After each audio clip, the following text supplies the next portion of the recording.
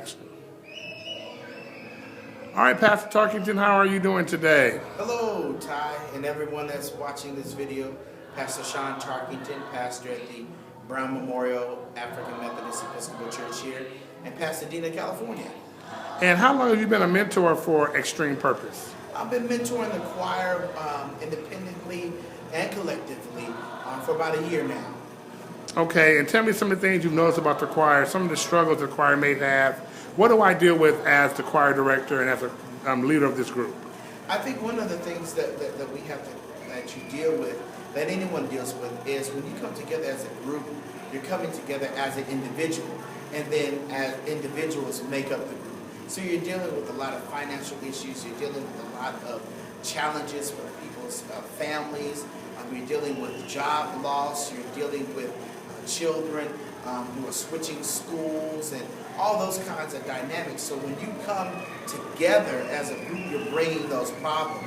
And I think the purpose of having a mentor and the purpose of this choir is to bring your problems to the choir, but through voices and through sound and through singing and singing the songs, you get some type of a release so you can go back to your individual homes, back to your situations, and you're able to conquer them.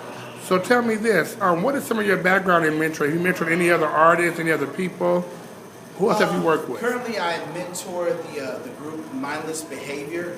In the fall, I'm due to go back to school and get my doctorate in pastoral care and counseling, and I'll be able to be eligible to be a chaplain in the entertainment and sports industry. Great. Tell me, for being a pastor, what are some of the challenges you see as being a leader of a large group of people? Oh, man. You know, it's age.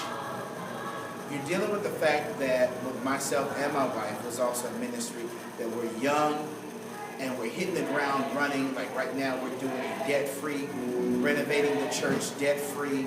And when you're dealing with people who are a lot older than you, they would be your grandmothers and your parents, it's a difficult tug and push.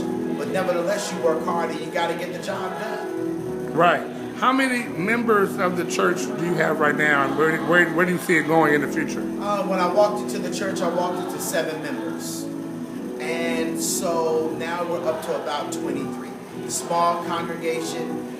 This is the second church that I'm pastoring. And we're really just hitting the ground running.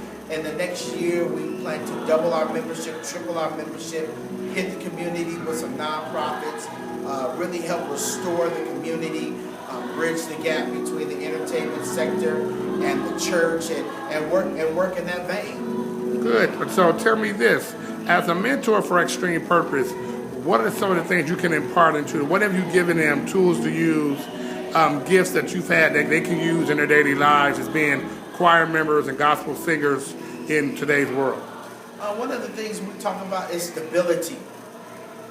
You got to be placed. You have to be still to really hear the voice, and you hear your inner voice and the direction in which you're going. So we talk about stability.